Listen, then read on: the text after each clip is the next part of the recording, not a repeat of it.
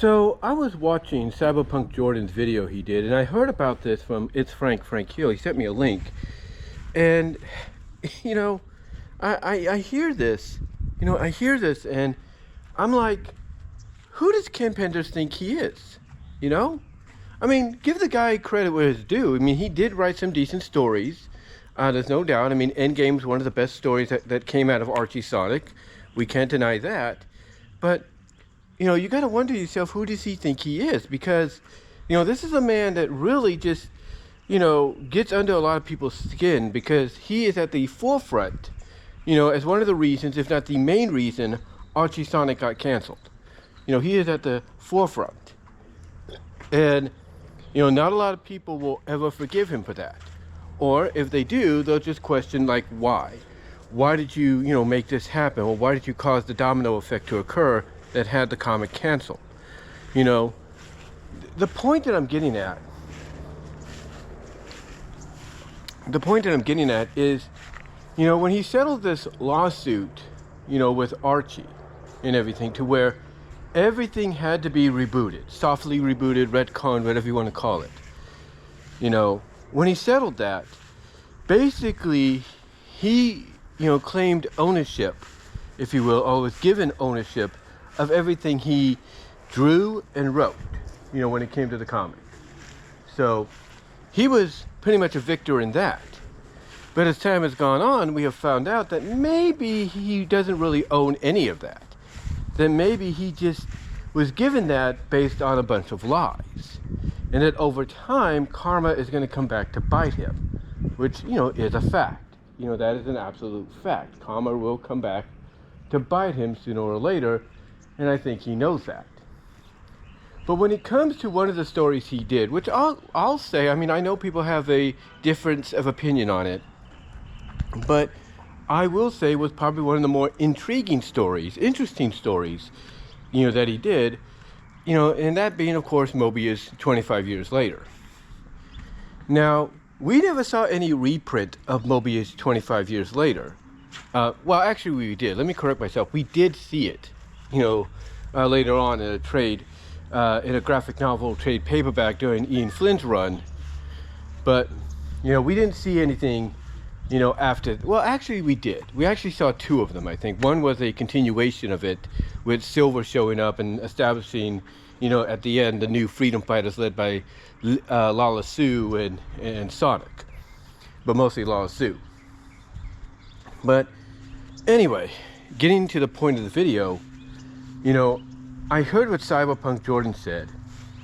And look, either Ken Penders got permission from Sega and Archie and the people that helped contribute to that story along with him, or basically he's desperate for publicity when it comes to his Lara-Su Chronicles franchise that he's trying to make. Because if the latter is the case, then he's not thinking correctly. Because if he tries to sell this, because apparently there are pre-sales up right now, for those to get it before it becomes a Comic-Con exclusive, apparently, in the summer. If he tries to sell this, or at least try to make money off it, he can get into a lot of legal trouble, and that's a fact. Now, the other way he could get around this, though, is if he changed things.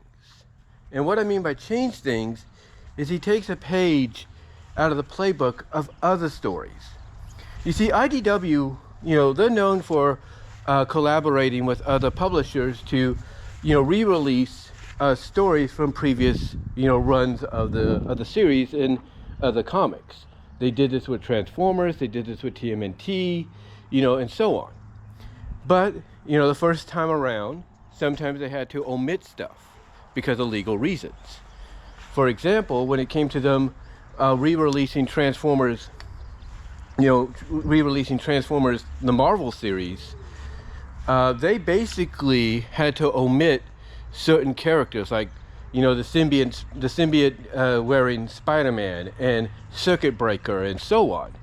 But later on, when they did re-release it again, they were able to, utilize all of those characters, as far as I know, by paying out fees and royalties to ensure that this time around they had a complete collection to really, to put on sale for the public. TMNT, on the other hand, they didn't totally omit a lot of stuff. When IDW re-released the Archie TMNT Adventure Comics, but they did have to omit some things due to religious reasons and also some legal reasons as well. But with that said, they were still able to release almost complete collections. Now, the reason I bring this up is because Ken Penders, like I said, could either get in a lot of legal trouble, because obviously word's going to get to Sega, word's going to get to these artists and writers that help contribute to the story, as well as it could get to Archie. And that could cause him to end up in court and cause any pre-orders to be canceled and the book to be put on hold indefinitely. Now, the way he could get around this, basically, is if he alters stuff. One of the things IDW did with the original re-release of the Marvel Transformers series is they omitted an issue and they blacked out the Symbiont Spider-Man, just recapping what happened.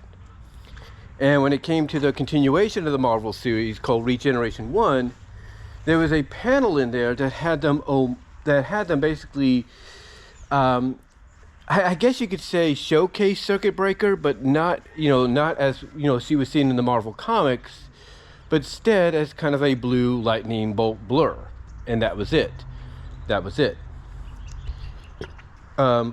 So unless Ken Penders takes a page out of those playbooks and either just omits the characters entirely and focuses on the echidnas, he's not going to be able to put this out there. He's not. But the other way around that, though, is if he was planning to do this, then he probably took time to redraw certain pages.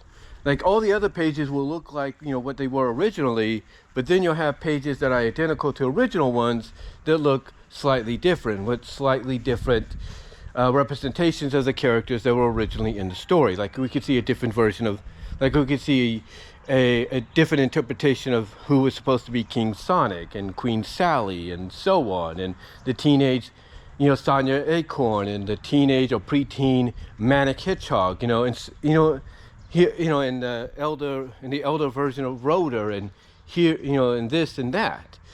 That's the only way he could probably get away with it, is if either omits a lot of material, or he basically redraws certain pages to redesign certain characters, in the story. Or even if he omits certain pages with characters he doesn't own to focus more on what he wants to focus on. But either way, if he decides he's just going to re-release this as it originally was, with a different ending to tie into what he's going to do or plans to do, he can get into a lot of legal issues, a lot of legal problems. And I hope he's aware of that.